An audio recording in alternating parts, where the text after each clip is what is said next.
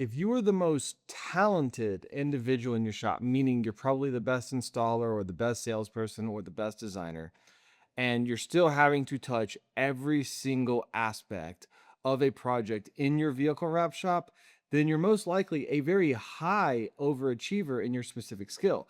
But what you don't realize is you're actually an underachiever in the aspect of being a business owner.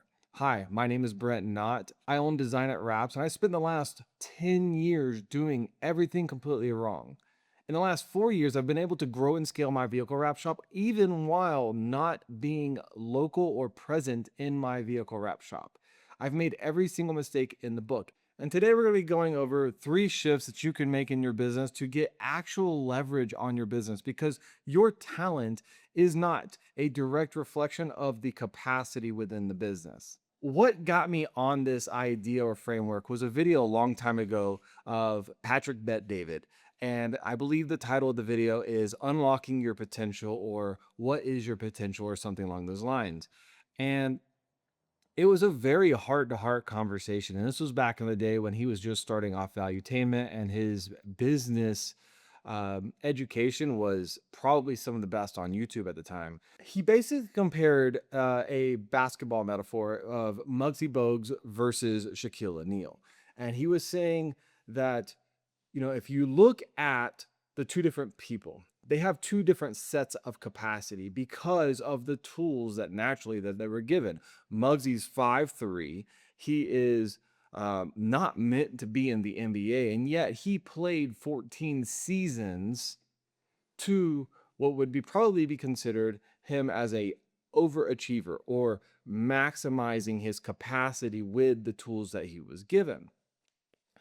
And then he went on to explain that Shaquille O'Neal was, while being one of the greats, is more so just an achiever. He didn't really put in the work. In fact, if you really go back and look at some of the Kobe interviews, Kobe was always on Shaquille O'Neal's case because he didn't really try. He had a 7 foot frame. He was athletic. He had all of these things. And basically, he just kind of coasted through. Really, Shaquille O'Neal probably operated at like a 75% capacity of how much he actually tried to become great. And he still achieved all the things that he achieved. But could you imagine if Shaquille O'Neal would have worked as hard as somebody who like Muggsy did to become a 14 season player in the NBA? And so in the rap industry, the translation of this would be when you first start your business, you have your capacity of your first skill set, right? Now, most of us who start business are not natural born business people. There are some, the fortunate few. I was not one of those. Most of you guys watching this video, you're a busy bee. That's what my mentor Bill called us, is we have great work traits. We work hard. We care about what we do. But nobody has taught us how to run a budget. Nobody has taught us how to run a budget, how to manage people, how to set your schedule, how to hire and fire people. Nobody's taught us these other skills. Instead, we've just been out in the world trying to provide for ourselves, and we've always been trying to be accepted, seen, heard, or appreciated at other jobs. And most likely you weren't, therefore you started your business. Now, if you are the installer or the designer, which is the most two common positions that most people start off as, there is a ceiling. Now, I would say the designer actually has a higher ceiling just because there's proof.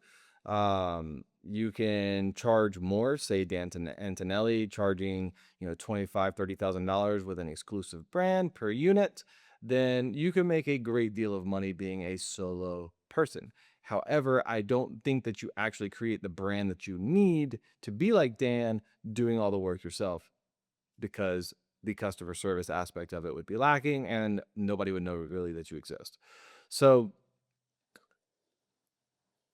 edge cases aside, an installer, unless you are doing, I would say one of the few people that I would say has cracked the code would be a ultra, ultra, ultra unique custom type one-off builds, boutique style like custom wrap shop, like Kevin Kempf. But even then, everything relies on Kevin, and there's only so much Kevin can do. Um, Most installers, just starting off especially, don't have that legacy or that brand behind them. So unless you want to spend the next 10 years building that to still just be solo, which I don't recommend, then you have to identify that, like, okay, installing is going to get me from 0 to 200 to 300K in revenue, plus or minus. Okay. Now, once you hit that 200 to $300,000 range, you're going to start feeling it. Many of you guys already do. I talk to a lot of people in this range, and you feel like, you can fight me if you disagree, but I truly believe every wrap shop is 90 to 180 days from completely transforming their business. And what I mean by that is you can start operating your business not in your head. Most everybody has more systems and processes than they realize, but it's all stuck here and they don't know how to get it out. Where I promise you that during those 2 days, you will work on your business more than you have ever in your entire business journey. This is a 2-day deep dive on how to build systems and processes in your business. So click the link below if you're interested, and I'll see you there. you're hitting the ceiling and you don't understand how to break out of that box of that capacity. Well, the problem is you are running at 99 on your installer capacity, but you are still at a 0 on your business owner capacity. So for example, I recently saw a young man, he was celebrating, and he should. We need to celebrate our wins, but he was celebrating that he was booked out for 4 to 5 weeks in his business. Now, I've had a conversation with this individual, and he is feeling a little burnt out, but he was celebrating this win to feel a little dopamine hit, right? He was excited that so many people were coming to him and doing business, and everybody validates it in the comments, like, yes, you're the best, da da da da, right?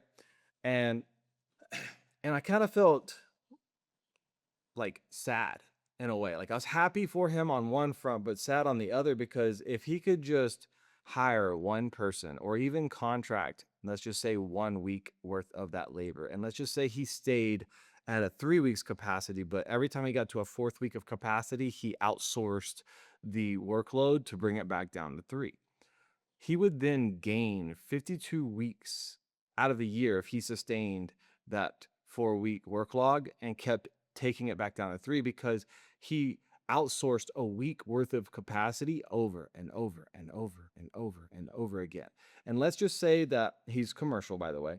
So let's just say that his average ticket is $2,500. At 2 units a week, he's at $5,000 times 52. If he was able to sustain it, it's an additional $260,000. How unfortunate is it that we don't see things that way, because we don't break things down in we don't ask ourselves questions as to, what is this telling me? What is this telling me? This situation, whether it be good or bad, what is this telling me? And what started me down this journey of identifying what is this telling me was, I posted that same very post one day. This was about 8 years ago. And I remember my mom commented on it, and she said, what a great business owner you are turning out to be. And it wasn't but maybe one day later, 24 hours later, I'm sitting in my mentor's office and we were discussing business. And he says, hey, I want to talk to you about something. I was like, yeah, sure. What's up? He goes, I saw your post the other day and I saw your mom say, what a great business owner you are. And I just want to let you know, I don't think that you're a business owner yet. You still have a job. The initial thought that I had was like, what do you mean? I'm working my ass off. But every time I would walk away from some of his meetings, and this guy was a gangster in business, he was looking from a different perspective. From my perspective, I was doing everything, but I was scratching the surface on the game of business. I was a great installer, but I was not a business owner. And he was challenging me.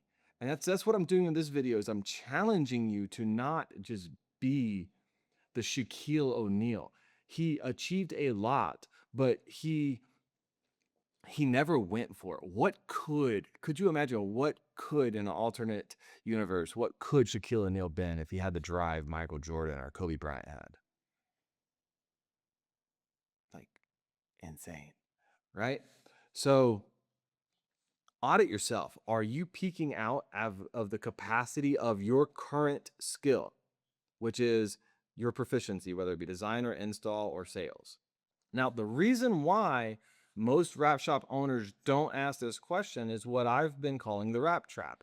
And that just means that wrapping cars is extremely fun. It's lucrative.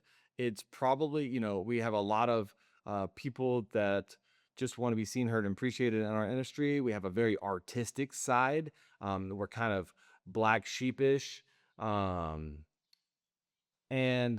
we're rebellious against the rules, etc. And all of a sudden this little plastic squeegee thing starts really kicking off some money. Like we start making our first six figures in life. Like you might be the first six-figure earner in your family, right? And you don't have mentors above you saying like, yo, there's so much more, let me bring you up, right? If that's what you want to go for. But all of a sudden you get wrapped up with some golden handcuffs because that little piece of plastic is like, hey man, you keep pushing this thing, I'll make you a lot of money. But at the same time, nobody can do it like you can. So these golden handcuffs are basically, you're the hardest worker, you wear this like a badge of honor. I did. You're the first one into your business, the last one out. Nobody can outwork you. You were stuck, in the back doing 80 hours a week. Saw a guy the other day posted, here's how many wraps I did in the last 2 weeks. And it was a lot. And I was proud of him for having the skill set or proficient to do it. But I was like, so when are you going to hire somebody? Because like that pays enough. And this all sounds noble, but did you start a business so that you could be free? Or did you just want to build a job with more liability? And your business is actually the most fragile whenever it depends on you, your mood, your sickness, your availability, your whatever. You are one small thing from having a lot go wrong for you. Imagine if you hurt your hand. Like it don't take much. We work with razor knives, for crying out loud. Like it wouldn't take much to just cut right through your hand on a slip. It wouldn't take much for you to fall off of a ladder and break your arm. And that moneymaker is gone. You had no leverage.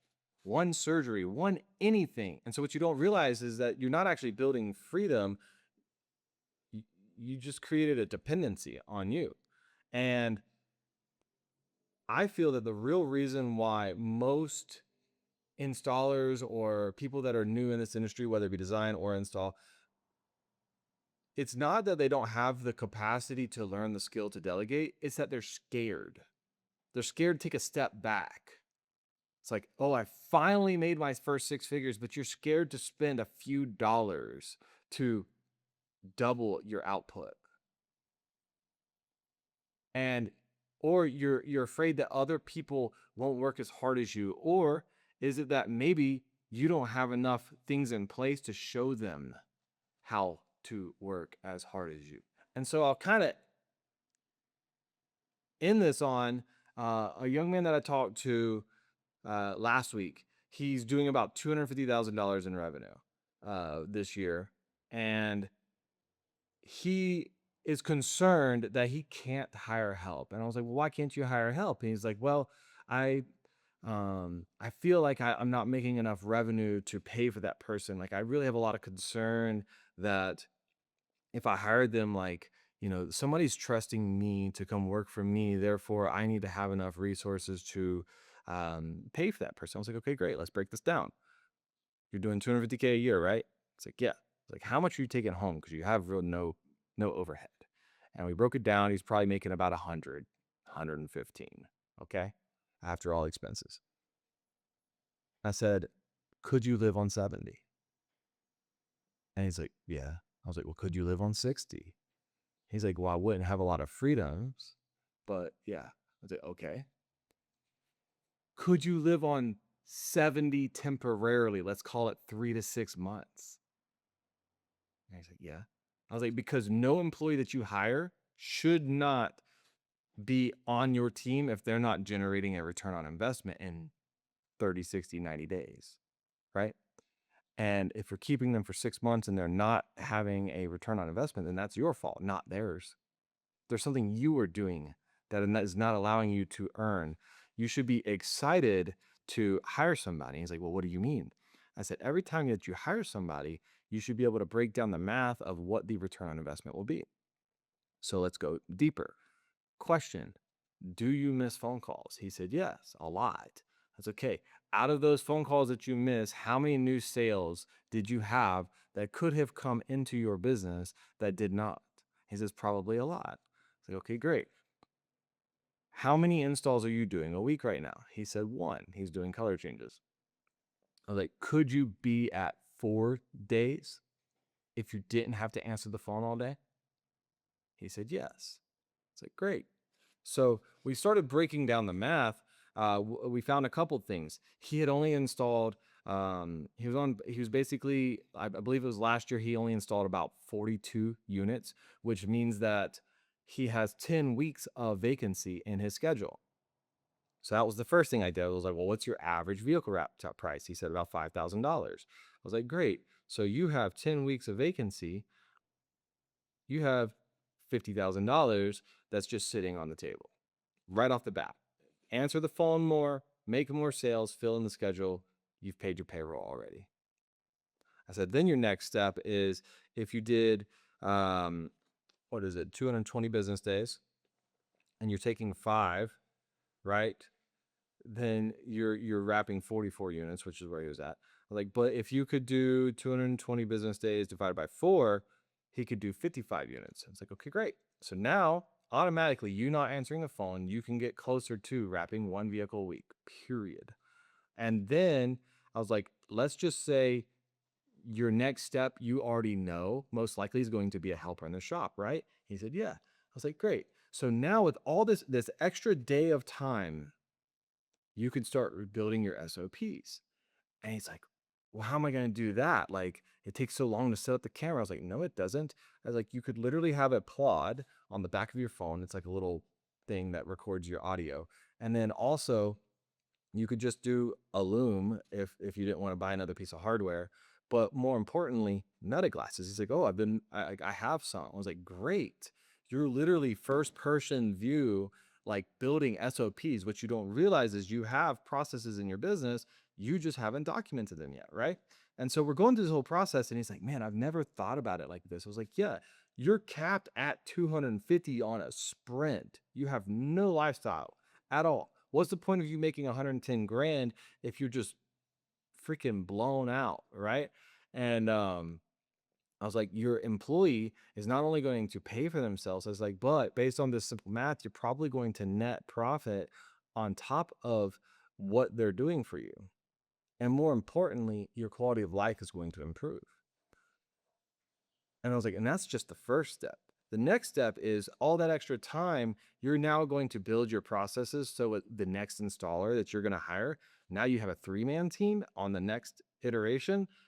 And you've already got all this documentation of like how to remove a mirror off of a car, how to disassemble this bumper. And it's all first person view. There is zero reason that person cannot perform. And if they cannot perform, then you fire them and you find somebody else if they can't be coachable.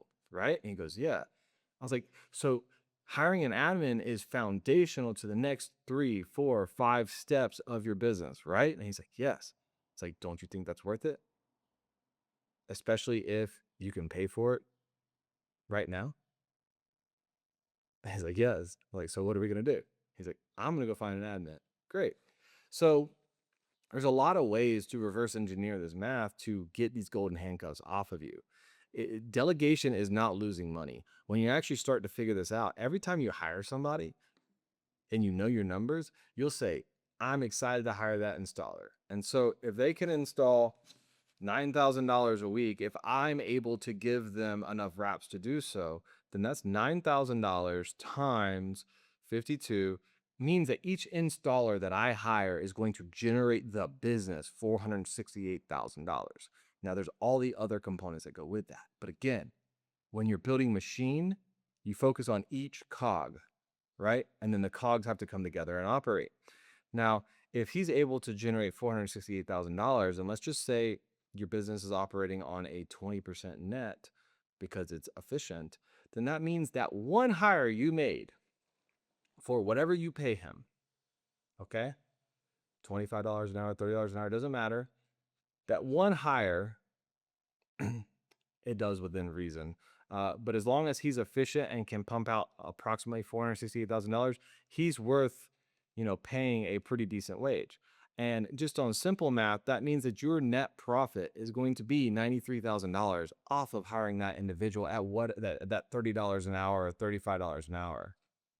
The problem is whether you can or cannot figure out the sales component in that case. So this is all a game. This is a game of figuring this puzzle out. And it's all starts with asking yourself better questions, and that is the key to take off the golden handcuff. The problem with all of this, the biggest problem, is that leveling up means that you're going to suck again. Just like day one pushing a squeegee, it felt really awkward. Well, day one hiring an admin when you're probably not good at admin duties is going to suck again. But what I can tell you is it's worth the money if you can find a really good person, an A player. And there's ways to kind of identify this. So first, life and business is kind of like a video game, okay? And there's infinite levels. So just imagine a staircase and you start at level 1. You started the business and you acquired a skill. So like level 1 in a video game, you start in probably like a starting zone of some sort. Even in your first person shooters type games, you start off in a introduction zone. It's like, oh, let me pick up this and let me figure out how the controls work on that particular game, right? Same with like your story-based games or your larger sandbox models. You don't know anything about it, so it's like, hey, there's a hatchet, go hack this tree, get skill points, right? So in this case, we found a squeegee, and we're like, stick things to car gives you experience and reward, right? But that's just level 1. Level 2 is you become an expert at it. Then level 3 is you become an expert at it, but you have people that are able to funnel all the other components that go to allowing you to do that expertise. And you are either going to have to figure that skill out, the administrative, document yourself doing it and train somebody, or you can actually buy time and get a really good admin who's already good at it. And then you are still the owner. Therefore, you can tell them, hey, I'm hiring you at this wage because I'm not good at this thing. Therefore, these are my expectations. Over the next 30 days, I want you to document every question that you ask me. I want it on a spreadsheet or a Word doc. I want you to observe what your daily tasks and roles are so that we can create the job description. I want you to uh, record and document our phone calls in the CRM. And I want to create a backlog of the last 90 days worth of calls so that we can look at our FAQs. All you're doing is recording and documenting the thing that's already being done. That is all SOPs and processes are. What is being done? And then if there's a feedback loop of why is it not smooth, that is you refining the process. So hiring that individual that maybe you feel like you can't afford might actually be better because it allows you to do more of the thing that you're an expert at. They're probably going to be more organized than you. Now, it's your job to trust but verify and make sure that that's actually the case. That's what a leader does is, hey, it's been 30 days. We both agreed that on day 30, we would have these results. Did that happen? Yes or no? No. Okay, well, help me understand why that was. Now you have to identify, was it that there was a lack of resources for that individual to succeed, or did they just choose not to do it? Okay, that's all accountability is: resources that you provide, or they chose not to do it. And if it was resources, then you just make sure that those resources are provided. And then you have a conversation that I would like to see this done in the next amount of timeline. And then again, you hold it accountable to that timeline and you repeat this over and over. That is like literally the first 5 levels of your business is, the 0 to 300K is the grind phase.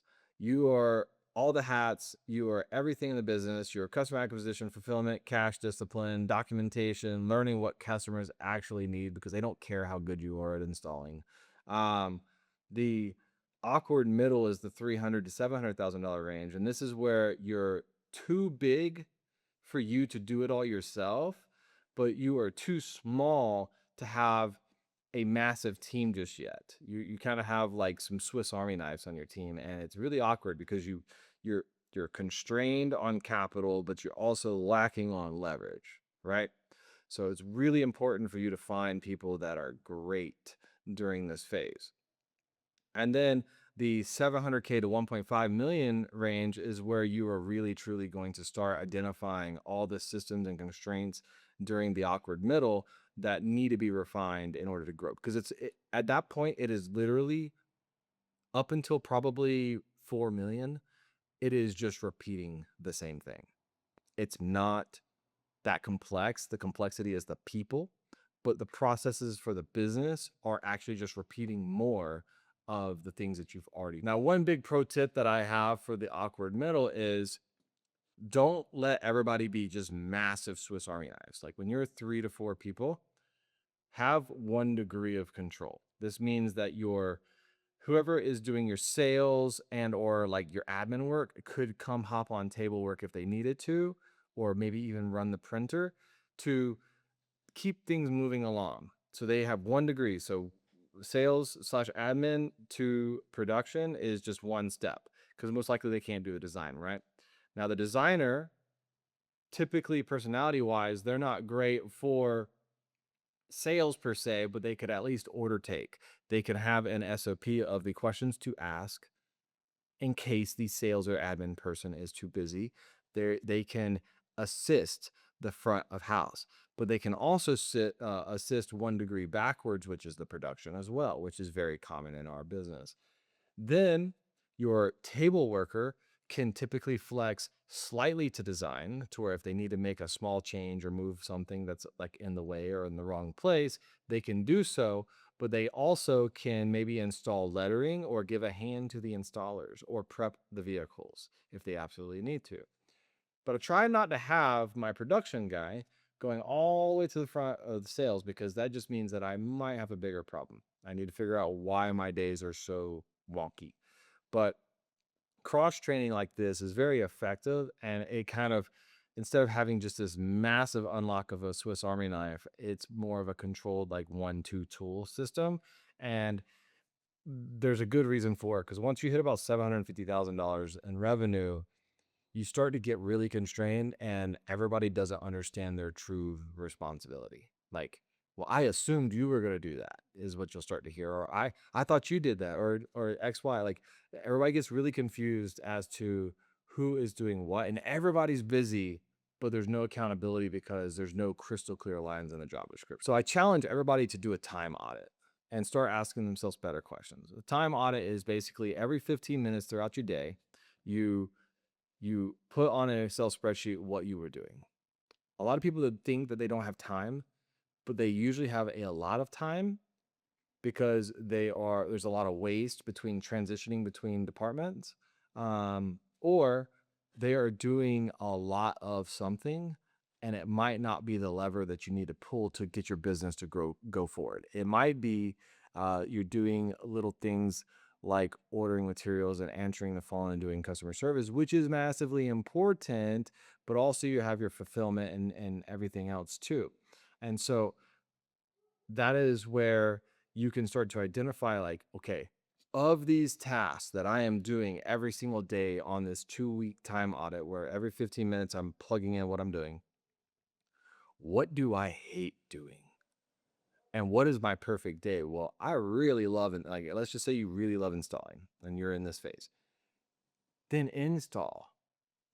Do only that. That is what makes you the most money. And how do you hire the person that you need to hire? Start breaking it down in installer math instead of thinking like, oh, I can't hire this person. It's like $45,000. And instead say, how do I afford that? Okay, my capacity is currently this. I'm running at this many units per week, but it's also while I'm selling and doing all these other things. If I had nothing else to do, what could I do? Right? And how much better would I be at it because I'm not being interrupted all the time? Okay. Then does the difference in that wedge allow for you to hire that person? If not, then you have a couple questions to ask. Was that because I'm slow? Do I need to get better and more proficient at installing? And what do I need to do in order to do that? Or is it that my pricing is too low? Well, you can also just do both, right? You can get a little bit more efficient and you can also increase your prices just slightly. And that is the most effective way to build the margin in your business that you need to start hiring people. In fact, most people don't realize it, but the reason why they can't hire is because their pricing model is broken. So that could be what they need to solve for. But this game is all about feedback loops. If you are feeling like something, what is that telling you? If you're feeling good, why? Why do you feel good? What does your perfect day look like? I feel like I'm burnt out. Well, why? You love your job. You love what you do. Why are you burnt out? Is it because you have to keep walking to the front to deal with customers while you're also obligated to this thing in the back and you feel this pressure or anxiety because it's constantly taking you away from home and your family, et cetera, because you're getting interrupted, but you also need that to pay for their lives? Like, why? Why do you feel like that? Don't just cope and push through it, especially us guys. Like, we are great at compartmentalizing. It's just like we just do it. But if you start asking yourself better questions, why do I feel like this? And what do I do about it? And how can I make that happen? It unlocks a lot for you. So the real question is simple. Like, did you start this business for freedoms that it could provide, or did you accidentally build a job that follows you everywhere? And do you really want to stay solo? Because if that's fine, just know the cost. At the end of the day, there's not a wrong answer. Just know the cost. And if you say that you want freedom, time, leverage, more profit, a better team, or even a business that doesn't break every time you take a second or step away, like, start working on your capacity as a business owner. We neglect this. We are great installers. We do not need any more installation education. We don't. Most people are really good at install in 2026. And obviously there's the shops who aren't, but if you're watching this video and you've made it this far, you're probably really good. Another certification is only going to make your problems worse because you're not leveling up in the thing that would give you the highest gain. What are you doing to increase your business's capacity? And what is capacity? It's your leadership, it's your pricing, it's your systems, it's your training, and it's your ability to pass the torch while maintaining the standard of work in which you require to achieve a task. Okay? So this week, audit yourself, ask better questions, and if you have any questions or concerns, seriously, reach out. There's a link to book a call with me. Too many people ignore these feedback loops and they're overwhelmed of what to do, but then your ego gets in the way to ask for help. Ask for help. Mentors are there for a reason. People want to help. The industry is the couple of people that I have looked up to have always helped me. And all I'm doing is doing exactly that. I'm being who I needed in that moment. I expect nothing from you guys, but ask for help if you need it. I'm here for it. I appreciate you for watching this video. Thank you so much. It means a lot to me. Leave a comment below of maybe what you're struggling with, or maybe what unlock you had recently. But it helps me a lot to know that you got something from these videos. So like, comment, and subscribe. We'll see you on the next one.